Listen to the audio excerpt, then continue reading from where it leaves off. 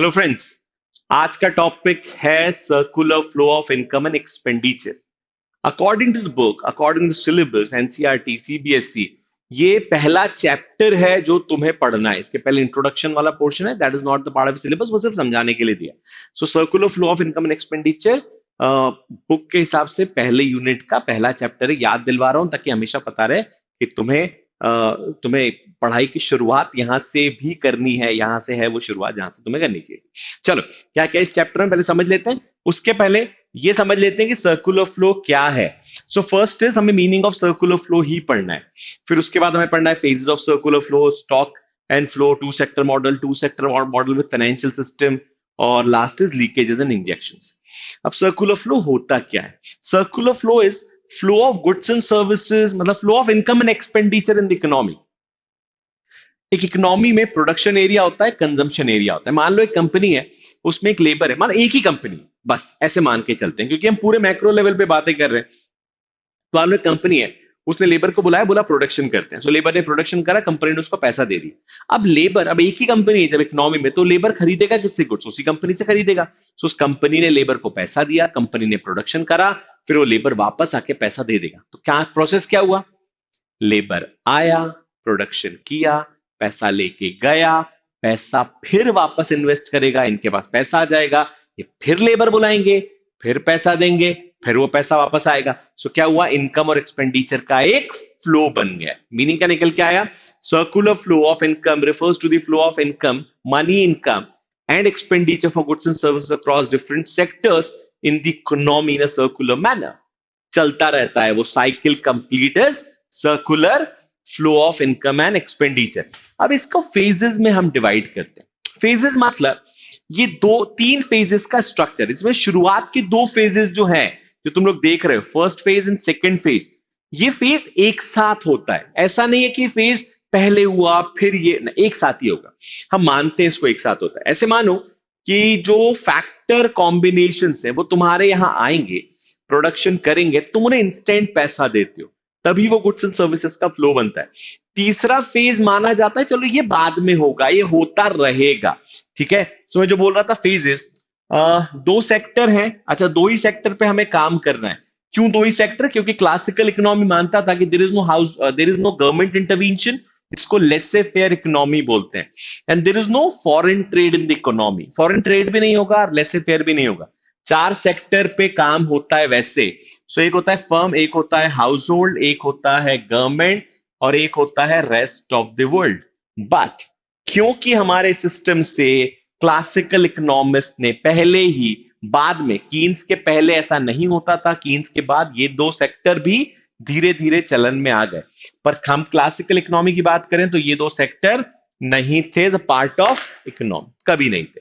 सो कौन कौन सेक्टर हुआ? फर्म एंड हाउस होल्ड, दो सेक्टर हुए।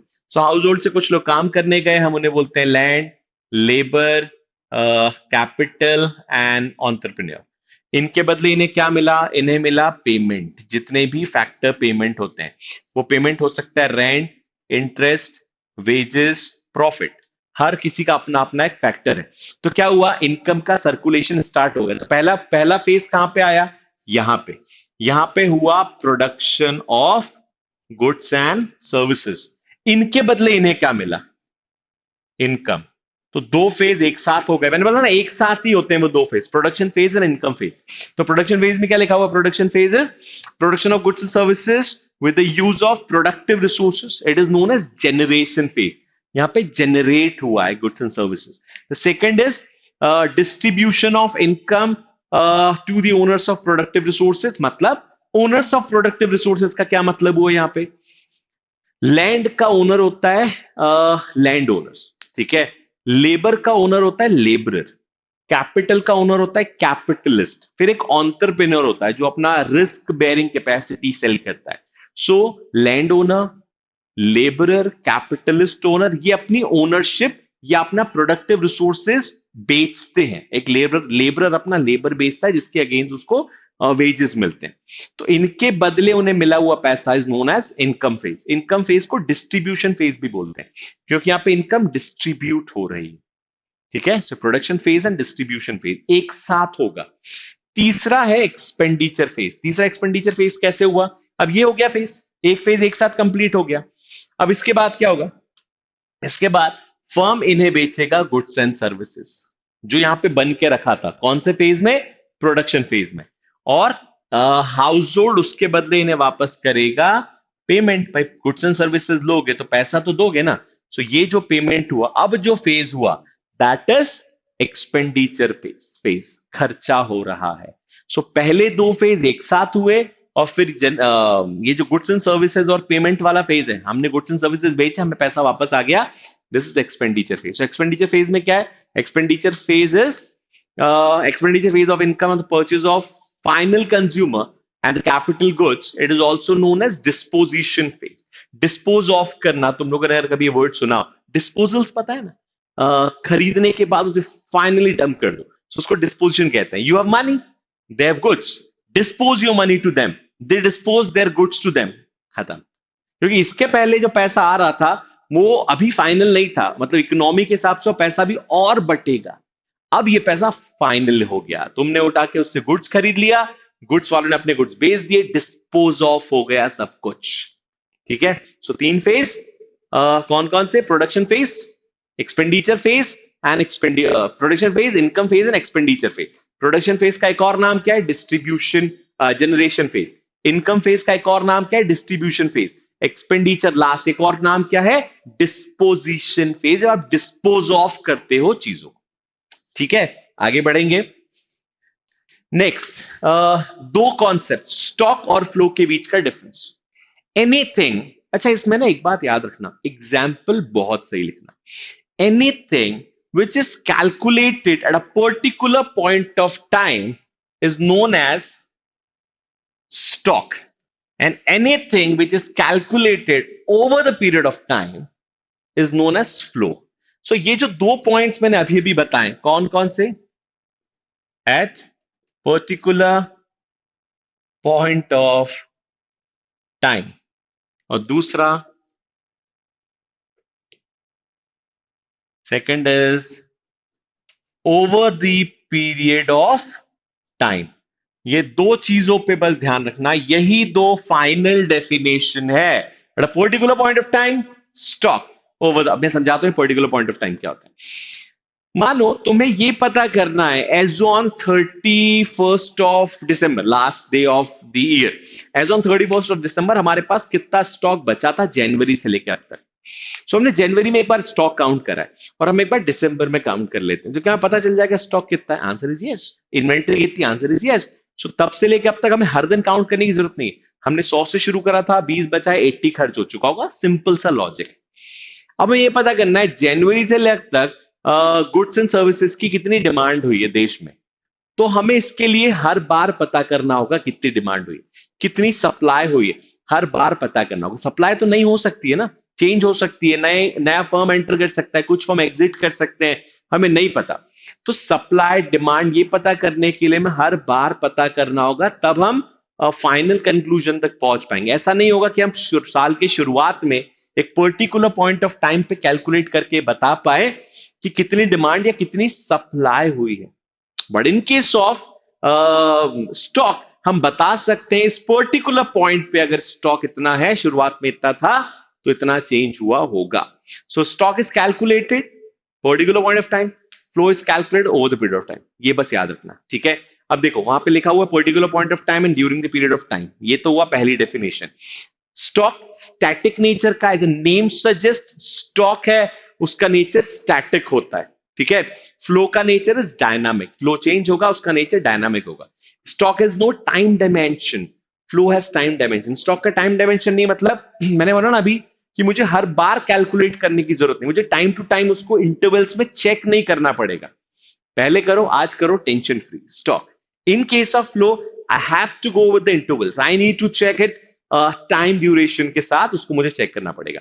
Example is money supply, national wealth, ये एग्जाम्पल्स हैं स्टॉक के। क्वांटिटी ऑफ राइस स्टोर्ड, अच्छा इकोनॉमी वाले एग्जाम्पल्स लिखना, water in a tank and water in a river, no doubt this is, मतलब ये बहुत अच्छे एग्जाम्पल्स हैं समझने के लिए कि यार रुका हुआ पानी और तैर, बहता पानी में, बहता पानी इज फ्लो, रुका हुआ पानी स्टॉक।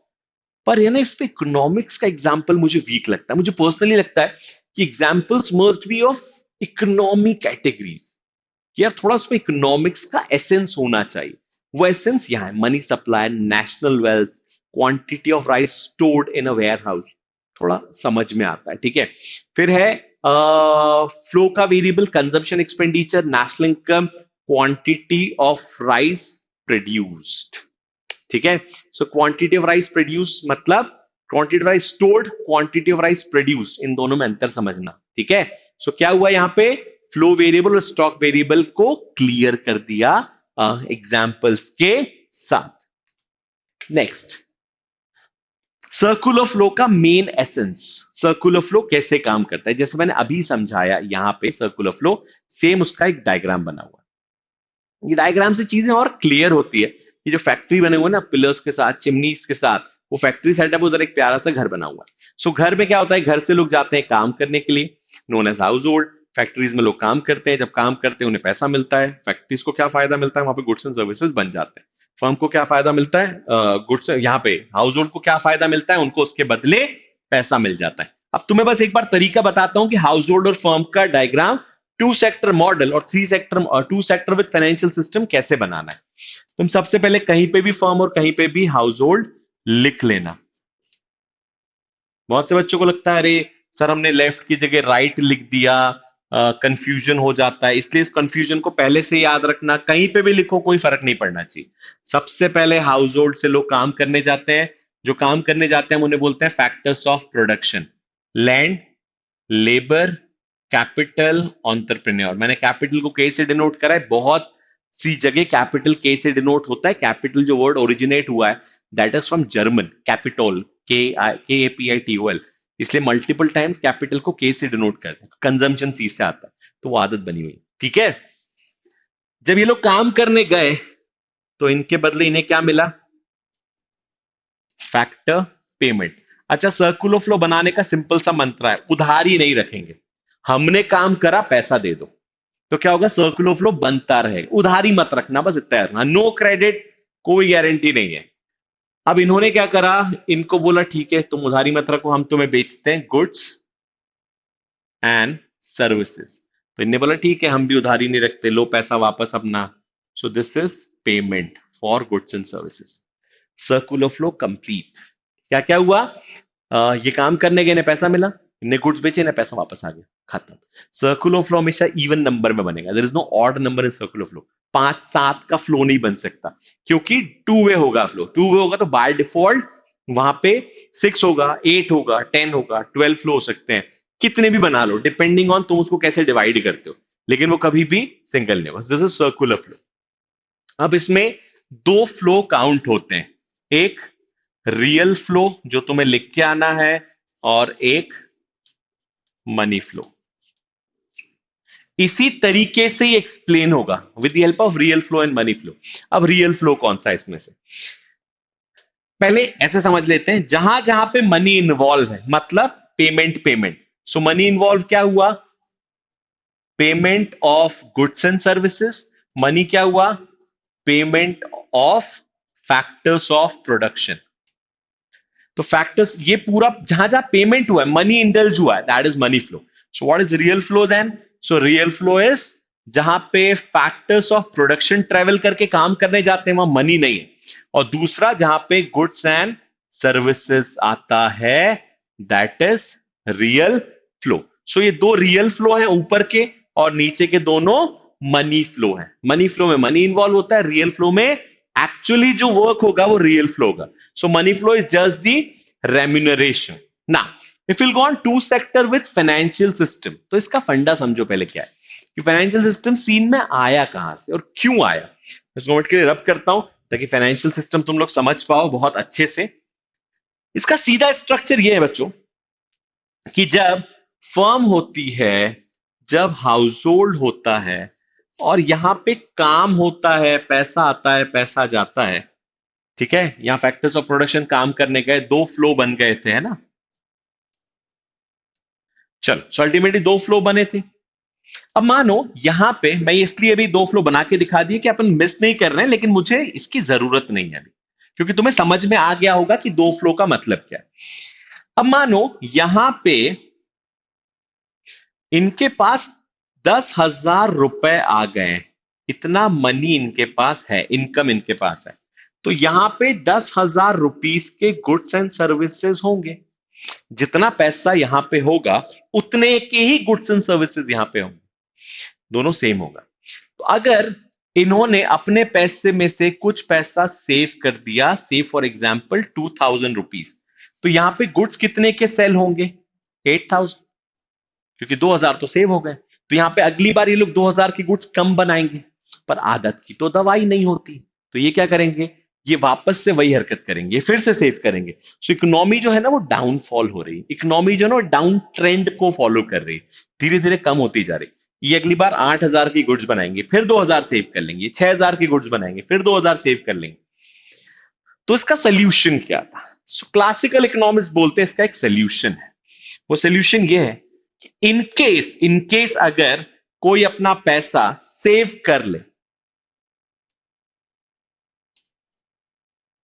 तो वो सेव कहां करेगा?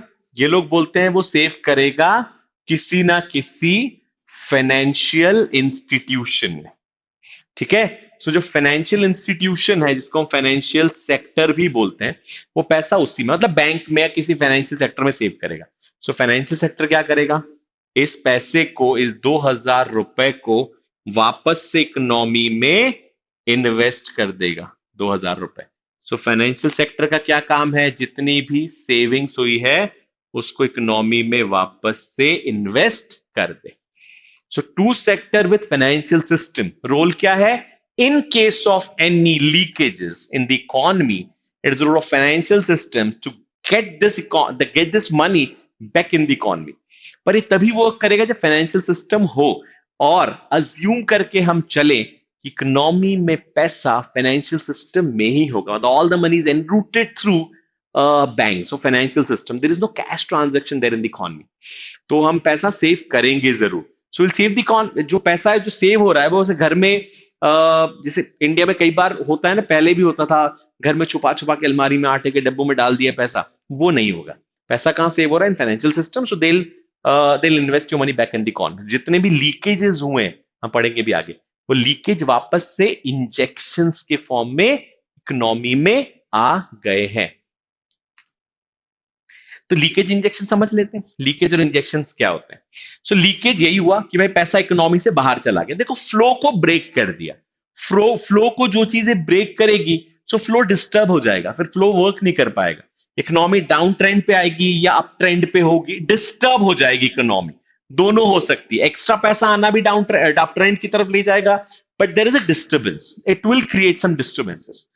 So what circular flow is doing, what leakage injections are doing in circular flow, her flow का, हर लीकेज का अपना एक इंजेक्शन है। लीकेज मतलब डेफिनेशन देते हैं, these are leakages, these are those flow variables which have a negative impact on the process of production of income generation in the economy. पैसा बाहर चला गया, सर्कुलर फ्लो को एक लाइन और लिख सकते हो, these flow will disturb the economic system, disturb the circular flow, ये डिस्टर्ब कर रहा है कहीं ना कहीं। अच्छा सोचो कितनी अजीब बात है, सेविंग डिस्टर्बिंग, सेविंग जो है ना इकोनॉमी को डिस्टर्बेंस क्रिएट कर रही है। हमारे लिए, हमने आज तक सुना है saving is good for the economy, saving is good for us at least, economy के लिए तो नहीं, बट नहीं, ऐसा नहीं होता। सेविंग इकोनॉमी में अच्छी होती है सिर्फ बैलेंस करने के लिए, otherwise saving is not good for the economy. Balance करने के लिए अच्छी है, अदरवाइज सेविंग की जरूरत क्या है, जितना खर्च करोगे उतना इकोनॉमी फ्लो करेगी। The next is injection. Injection are those flow variables which cause an increase in the process of production in case of any disturbance, मतलब अगर कोई डिस्टर्बेंस होता है तो उसको वापस इंक्रीज करने के लिए, सेटबैक करने के लिए वी हैव इंजेक्शन। अब हर लीकेज का अपना एक इंजेक्शन है, तो यहां मैं लिख देता हूं लीकेजेस, यहां हम लिख देते हैं इंजेक्शन। हम देख लेते हैं कहां कहां पे किस किस के इंजेक्शन है। जैसे सेविंग हुई तो पैसा इकोनॉमी से बाहर चला गया, उतना ही पैसा वापस इन्वेस्टमेंट हो जाएगा। तो सेविंग का अपना लीकेज कौन सा है? इन्वेस्टमेंट। फिर मान लो इकोनॉमी में से किसी ने टैक्स का पेमेंट कर दिया, गवर्नमेंट को टैक्स दे दिया, तो टैक्स दे दिया तो गवर्नमेंट क्या करेगा उसके बदले, देखो वहां पे लिखा होगा, गवर्नमेंट अपना कुछ खर्चा करेगा, सब्सिडी के फॉर्म में या पब्लिक गुड्स के फॉर्म में वो पैसा वापस इकोनॉमी में आएगा। जितना टैक्स दिया उतना पैसा इकोनॉमी में आ जाएगा। सो लीकेज और इंजेक्शन यहां पे फिर से बन गए।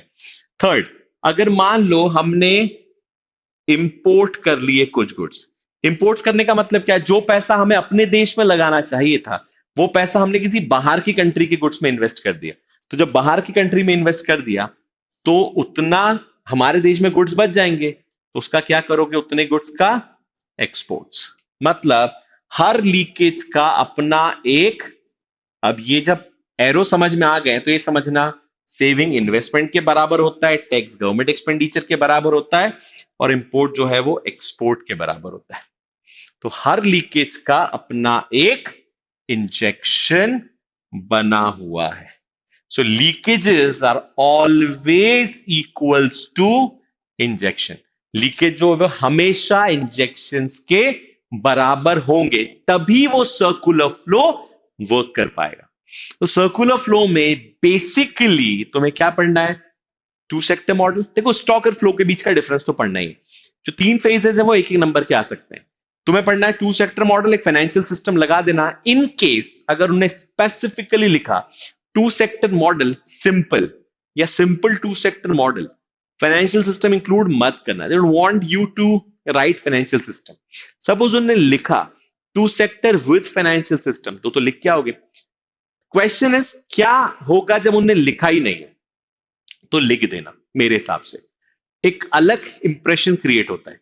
देखो, नहीं लिखने का मतलब है you are in a dilemma कि लिखना है कि नहीं लिखना। लिख दो, कोई फर्क नहीं पड़ेगा। छोटा सा फाइनेंशियल सिस्टम कौन सा बहुत ज्यादा इंपैक्ट क्रिएट करने वाला है? सो लिख के आ जाना। तब मत लिखना जब स्पेसिफिकली मना कर रहा है। वो लिख रहा है टू सेक्टर, ब्रैकेट में लिखा है विदाउट फाइनेंशियल सिस्टम, और हम जबरदस्ती लिखाते हैं, अरे हमें पता भी तो है सर। नहीं पता होगा, उसने पूछा भी तो नहीं है, इसीलिए। सो यहां तक तुम्हें पढ़ना है पूरे चैप्टर में। सो होप यहां तक समझ में आया होगा। So thanks a lot for listening. Thank you.